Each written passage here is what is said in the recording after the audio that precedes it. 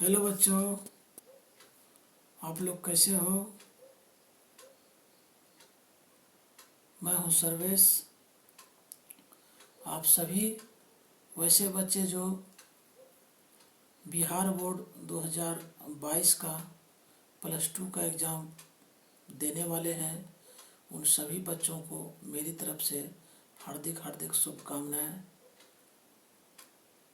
और जो भी मेरा वीडियो देख रहे हैं उन सभी को मेरी तरफ से नमस्कार।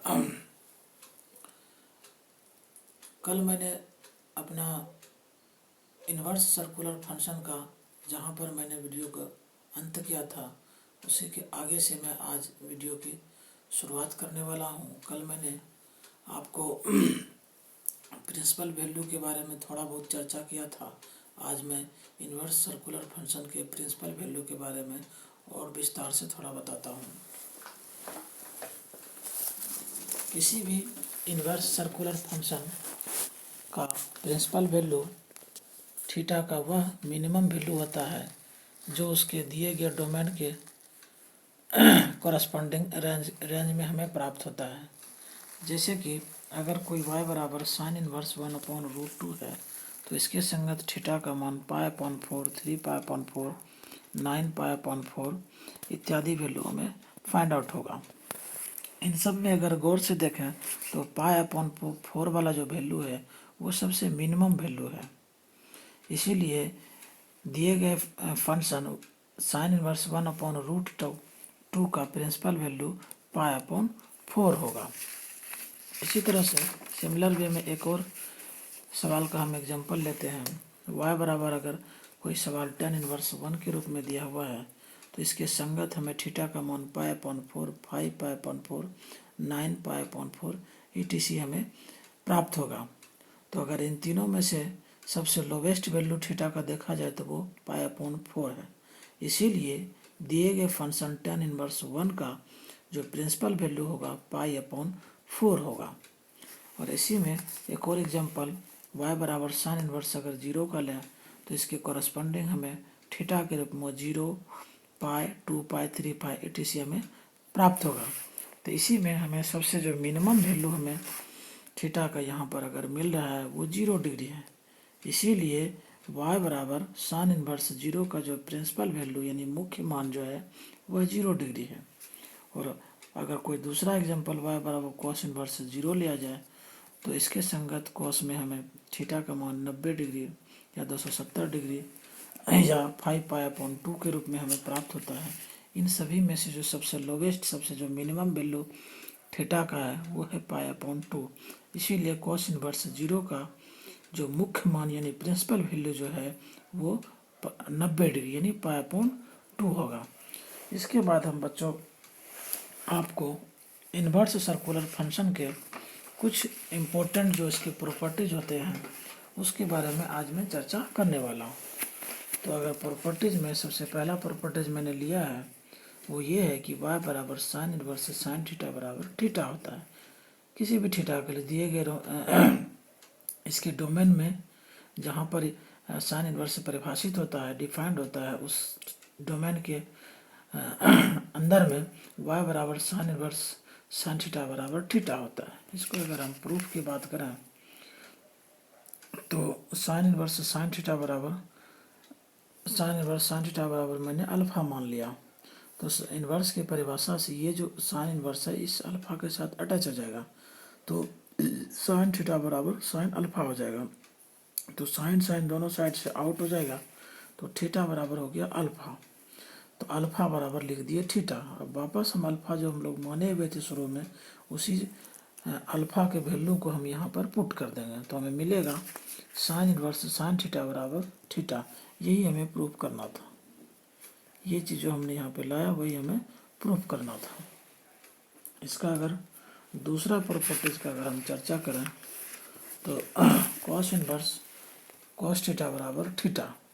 तो इसको भी प्रूफ करने के लिए तो कोई भी इन्वर्स सर्कुलर फंक्शन का जो हमें कोई चीज़ प्रूफ करना हो या कोई सवाल बनाना हो तो हम देखते हैं कि इन्वर्स कहाँ होगा, कौन से टर्म में इन्वर्स छिपा हुआ है। जहाँ हमें इन्वर्स मिलता है वहीं से हम किसी चीज़ को मानकर आगे बढ़ने की शुरुआत करते हैं। तो हमने यहाँ पे इन्वर्स मेरा यहाँ पे छिपा हुआ है, तो मैंने इस पूरे टर्म को कॉस इन्वर्स कॉस थीटा को अल्फा मान लिया। तो इन्वर्स की परिभाषा से ये कॉस इन्वर्स वाला जो टर्म है अल्फा के साथ अटैच हो गया, तो कॉस थीटा बराबर कॉस अल्फा हुआ। तो कॉस कॉस गायब हो गया, तो थीटा बराबर अल्फा। इसको मैंने दोबारा सही से लिखा तो अल्फा बराबर थीटा हुआ। तो कॉस इनवर्स कॉस थीटा बराबर थीटा हमें प्रूव्ड हो गया। इन द सेम वे, इसी प्रकार टेन इनवर्स टेन थीटा बराबर थीटा, तो टेन इनवर्स टेन थीटा को हमने अल्फा मान लिया, तो उसी प्रकार से टेन थीटा बराबर टेन अल्फा हो गया।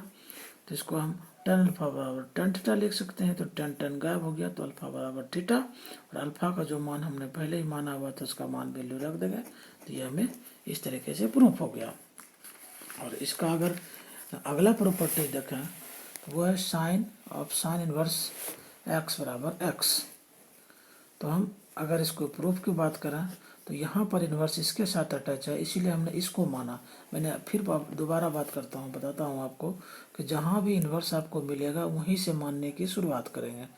तो साइन इन्वर्स एक्स बराबर हमने मान लिया अल्फा, तो एक्स बराबर हो गया साइन अल्फा। तो साइन अल्फा बराबर एक्स हो गया।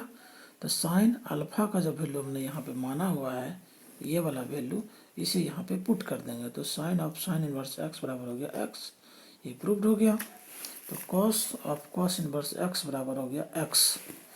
तो अगर इसके प्रूफ का अगर बात किया जाए तो हमने मान लिया कॉस इनवर्स एक्स बराबर अल्फा। तो इस तरीके से x बराबर हमें प्राप्त हुआ कॉस अल्फा। इसी को उल्टा करके लिखते हैं, तो कॉस अल्फा बराबर हो गया x। तो कॉस अल्फा का मान दोबारा जो हमने माना हुआ था उसे यहाँ पर अगर पुट कर दें तो cos of cos inverse x बराबर हो गया हमें x।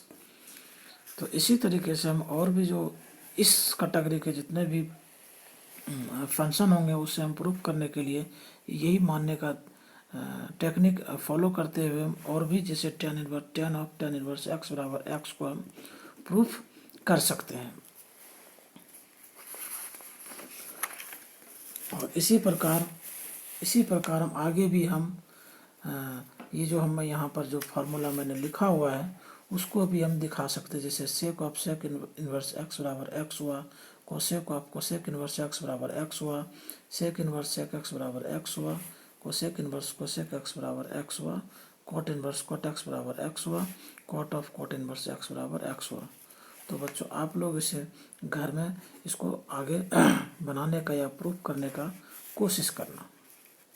तो आज के लिए बस इतना ही, बाकी का आगे की बात मैं आपको अगले वीडियो में करूँगा।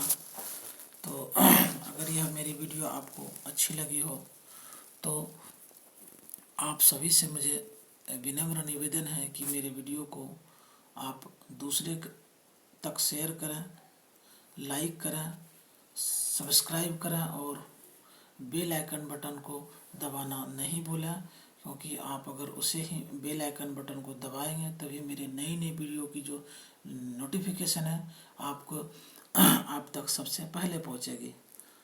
तब तक के लिए आप लोग हंसते रहिए, मुस्कुराते रहिए और अपने परिवार का देखभाल कीजिए। तब तक के लिए धन्यवाद।